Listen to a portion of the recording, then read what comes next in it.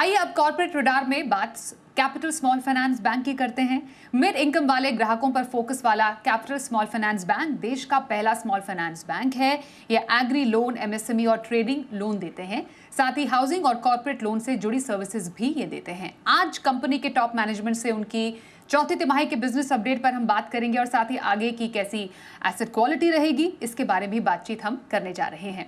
हमारे साथ खास मेहमान हैं, एक बार फिर से स्वागत करते हैं कैपिटल एसएफबी के एमडी एंड सीईओ सर्वजीत समरा जी का। सर्वजीत जी, बहुत बहुत स्वागत है आपका, धन्यवाद हमें समय देने के लिए। सबसे पहले बिजनेस अपडेट पर ही आपसे हम जानकारी ले लेना चाहते हैं। हमने देखा कि एडवांस और लोन डिस्पर्सल में लगभग 20% की अच्छी ग्रोथ दर्ज की गई है। क्या बड़ी वजह इस सेगमेंट पे आप मानते हैं इस ग्रोथ के पीछे?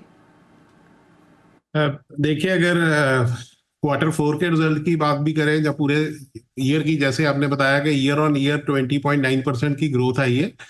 ये इसमें से जो मैक्सिमम कंट्रीब्यूशन रही है वो एमएसएमई की रही है, उसके बाद फॉलोड बाय मॉर्टगेज एंड फिर एग्रीकल्चर।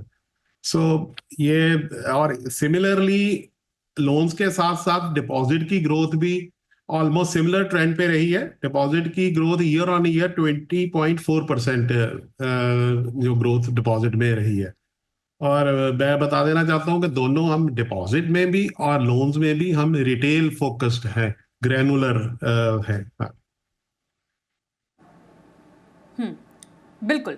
तो ये तो सर ग्रॉस एडवांसेस और लोन डिस्बर्समेंट की बात हुई। अब जरा ग्रॉस एनपीए पर आते हैं। यहाँ पर हमने थोड़ी कमी आती हुई देखी है, बहुत ही मार्जिनल है, 2.58 से घटकर 2.54% पर आया है क्वार्टर ऑन क्वार्टर बेसिस। क्या आप लोन को सुरक्षित रखने के लिए कोई प्रोएक्टिव मेजर्स उठाने का कदम उठाने की सोच रहे हैं? क्या आगे का आउटलुक रहेगा?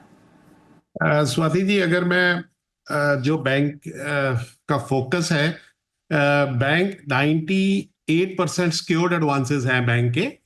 और इस पर जो अगर मैं ग्रॉस एनपीए की बात करूं तो ग्रॉस एनपीए जो अगर ये जो Q3 से अगर देखें तो Q3 में ये 2.68 थे, जो ये Q4 के एंड में ये कम हो गए 2.54 हुए। राइटली आपने कहा वो year on year last year 2.58 थे, उससे थोड़े कम हो गए 2.54% हुए। तो फोकस बैंक का सिक्योर्ड एडवांसेस में है। आगे जाते हुए भी ये जो फोकस है वो सिक्योर्ड एडवांसेस में ही बैंक का रहेगा। और मेरे को पूरी उम्मीद है कि इसको हम और आगे इसमें बेहतरी लेकर आएंगे। बिल्कुल। अब सर, सबसे मोस्ट अवेटेड इवेंट आरबीआई की मॉनेटरी पॉलिसी, आपसे आपके एक्सपेक्टेशंस जानना चाहेंगे। हालांकि बहुत सारे एक्सपर्ट्स का मानना है कि शायद इस बार स्टेटस को बरकरार रहे। आपकी क्या उम्मीद है इस बार की मॉनेटरी पॉलिसी से? सिमिलरली मेरी भी उम्मीद यही है कि जैसे देखिए जो अनसर्टेनिटी चल रही है जियोपॉलिटिकल सीन के ऊपर, उस हिसाब से मेरे को लग रहा है कि इसमें कोई चेंज इस बार उम्मीद नहीं है। ये इसमें स्टेटस को रखेंगे, जो मेरे को लग रहा है जी। कुछ चेंजेस सर आप आने वाले टाइम में ब्याज दरों का आगे जाके लोन डिसबर्समेंट में आप एक्सपेक्ट कर रहे हैं? बहुत टाइम तक अगर मानिए इस जियोपॉलिटिकल कंडीशन की वजह से ब्याज दरें अगर जस की तस रहती हैं, क्या बिजनेस पर इसका कोई इम्पैक्ट आने वाले टाइम में पड़ता हुआ नजर आ रहा है आपको? देखिए, अगर ये अब उम्मीद हम लोग तो यही हर दुआ भी कर रहे हैं और उम्मीद भी कर रहे हैं कि ये जल्दी से जल्दी ये सोल्यूशन हो।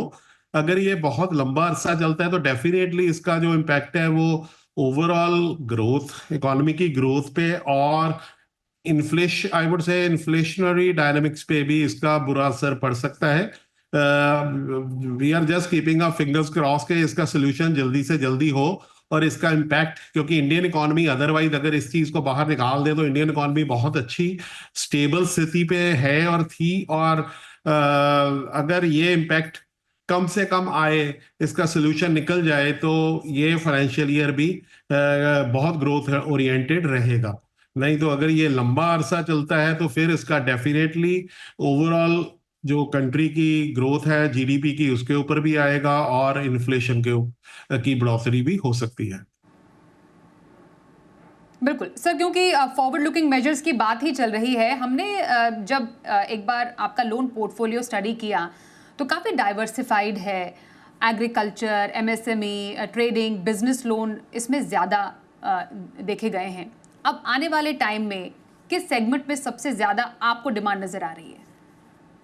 देखिए, अगर वह इस जो पिछले जो जो लास्ट क्वार्टर की अगर बात करें तो एमएसएमई और लास्ट फाइनेंशियल ईयर में भी फोकस एमएसएमई पे बहुत ज्यादा रहा है। अगर ये जियोपॉलिटिकल सिचुएशन थोड़ा लंबी चलती है तो इसका थोड़ा इम्पैक्ट एमएसएमई पे आने की संभावना है, तो उसी अकॉर्डिंगली हम भी अपना थोड़ा सा फोकस चेंज करेंगे, क्योंकि और प्रोडक्ट्स हैं हमारे पास। We can then put the gear on the other products. So लेकिन इस समय अगर देखें तो MSME main segment, main focus area है, उसके बाद मॉर्टगेज लोन्स है, उसके बाद एग्रीकल्चर है, और कॉर्पोरेट हमारा एक छोटा सा पोर्टफोलियो है। वो बहुत बड़ा फोकस कॉर्पोरेट लोन की तरफ नहीं है बैंक। हाँ। बिल्कुल।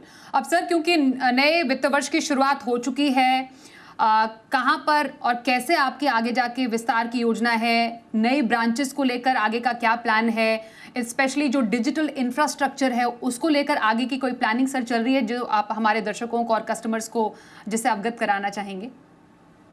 देखिए, जो ब्रांच एक्सपेंशन है वो तो चल ही रही है। इस फाइनेंशियल ईयर में भी जो ब्रांच एक्सपेंशन, वो तकरीबन 20 से 25 ब्रांचेस हम लोग और ऐड करेंगे, रिटेल बैंकिंग ब्रांचेस। और डिजिटल तो जो बैंक की टोटल नॉन कैश ट्रांजैक्शंस है, बैंक 80% के करीब जो हमारे कस्टमर्स हैं वो डिजिटल इंटरफेस यूज करते हैं। वो एक अच्छा नंबर तक, परसेंटेज तक बैंक पहुंच चुका है, और बैंक का पूरा फोकस है कि इसको और आगे बढ़ाया जाए, ताकि कस्टमर्स को अपनी छोटी छोटी ट्रांजैक्शंस के लिए बैंक में ना आना पड़े, और डिजिटल इंटरफेस के थ्रू ही वो अपनी ट्रांजैक्शंस कर सके। ये बैंक का फोकस है। और ब्रांच एक्सपेंशन तो हम कॉन्टिग्यूटी वे में कर रहे हैं। इस समय जो ब्रांचेस है बैंक की वो 5 नॉर्दर्न स्टेट्स में है और 2 यूनियन टेरिटरी, और एक नई बड़ी स्टेट उत्तर प्रदेश, वो अब in very near future bank add करने जा रहा है अपने एरिया ऑफ ऑपरेशन में। तो आगे जाके आगे ज़्यादा एक्सपेंशन के आप प्लान बना रहे हैं। आपको उसके लिए बहुत बहुत सर बधाई हम देना चाहेंगे, पहले से ही शुभकामनाएं, और बहुत धन्यवाद करेंगे सर्वजीत जी बिजनेस को अपना समय देने के लिए, और बैंक के आगे के आउटलुक और क्या प्लान है आपका फॉरवर्ड लुकिंग, उस पर हमसे चर्चा करने के लिए।